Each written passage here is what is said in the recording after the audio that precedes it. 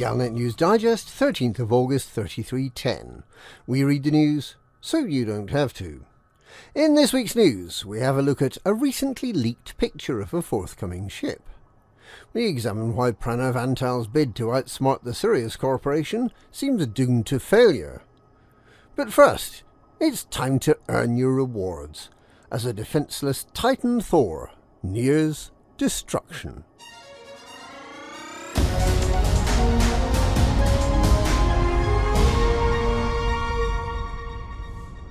Titan Thor has no remaining systems under its control, making it almost inevitable that it will become vulnerable to direct attack on Thursday and will explode at some point over the weekend.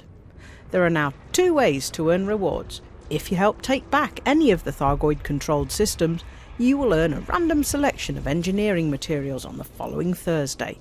So it makes sense to go round any conveniently close Thargoid-controlled systems and shoot at least one Thargoid scout in each. Then there's the decal and paint job you can earn for helping to dispatch the Titan itself. To earn this, you're best waiting until Thor becomes vulnerable on Thursday, and then take your cold running ship, kitted out with caustic sink launchers and a Thargoid pulse neutralizer, a nanite torpedo launcher and some AX missile launchers, shoot out the Titan heat vents using the nanite torpedo, and then, when the heat core is exposed, use the AX missiles to do as much damage as you can. Run away, wait, and then repeat until you've earned at least 2 million credits in Pilots Federation combat bonds. For your trouble, you'll earn an as yet unspecified paint job and an extra star on your Titan decal. If you don't already have a Titan bomber build, Commander Mechan has developed an even better build for the Python Mark II. Version 3.1 of this build is specialised for Titan bombing alone, so it can't be used for shooting other Thargoids. In the hands of a skilled pilot, it can strip the Titan heat core down to 0% health with no assistance from other pilots. It requires Ramtar's anti-Guardian Zone resistance modification on its shard cannons. If you don't have the materials available for that, AX missile racks are an alternative. If you want to apply the anti-Guardian Zone resistance modification, and you probably should, then you need to blow up Banshees, mainly at Spire sites, and collect up the tactical core chips they drop. Splash damage from AX missiles and collector limpets used from a ship is, according to Commander Vulcarius, the most efficient way to get these annoyingly hard to gather items. After Thor, there will be just 2 more Titans.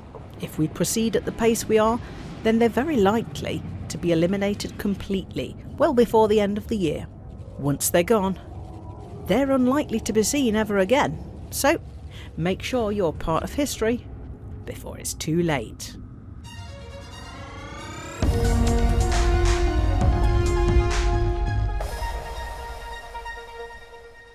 Sim Guru Pranav Antal, the leader of the Utopian Commune, seems likely to fail in his attempt to keep one step ahead of Sirius Corporation, with commanders apparently either unwilling or unable to help. The Mystic One is trying to bring his library up to date, which will give him an intellectual head start over Lee Yong-ri. Antal believes that Sirius is trying to steal Utopian intellectual property, and that gathering data from information sources around the galaxy is the way that Utopia can retain its lead over its main corporate rival. He initiated 2 appeals last week, one for commodities to keep the library running effectively, and another for encoded material that'll bolster the content of the virtual library. The first of these appeals looks likely to hit its first rung of achievement, and therefore to be counted a limited success. However, after 5 days, only about 1/50th of the desired new knowledge has been gathered, with estimates saying that 2% of the target will have been achieved when the appeal closes early on Thursday morning. So there'll be a shiny new wing to the library, but no books to put in it. It's not entirely clear why such a small amount of data has been contributed, given there's an encoded materials trader at the station ready to swap the materials you have for the materials Antal wants.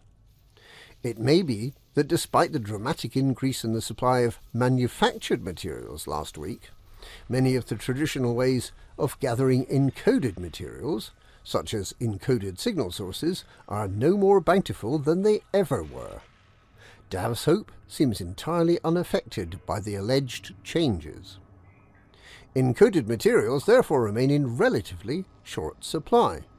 Perhaps commanders are choosing to hang on to their hard-earned materials rather than trade them for an illusory paint job. With even the bottom level of attainment seemingly out of reach, it seems unlikely that there's much motivation for commanders to try to rescue the day. Li Yongri will be laughing his best villainous laugh as he surveys the disaster that's unfolding in Utopia.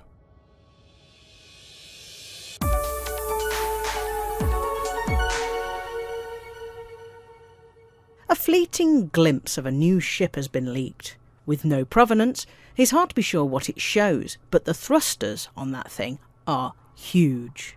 The image, believed to have been taken by Commander Chris Gregory, shows slightly open hangar bay doors, and through the doors there is the tail of a ship that's unlike anything we've seen before.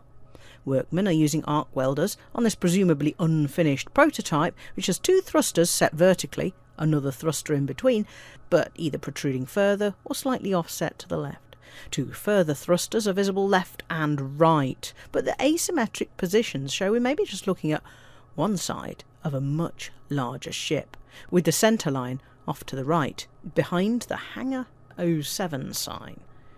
Speculation has been that the ship is likely to be manufactured by Gutermeyer, Zorgon Peterson or Saud Kruger. It's possible that this new ship might be a reimagining of the Zorgon Peterson Panther Clipper, which was shelved when it was realised it wouldn't fit through the mail slot.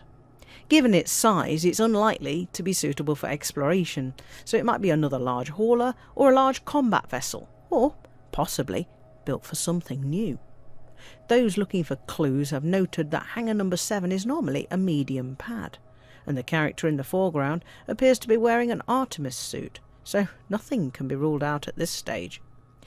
If it follows the release cadence of the Python Mark II and the Lakon Type 8, it's probable that the new ship, whatever it is, will become available for early access in early November, with the final ship of 3310 to be announced just before it stops being 3310 for availability in early 3311.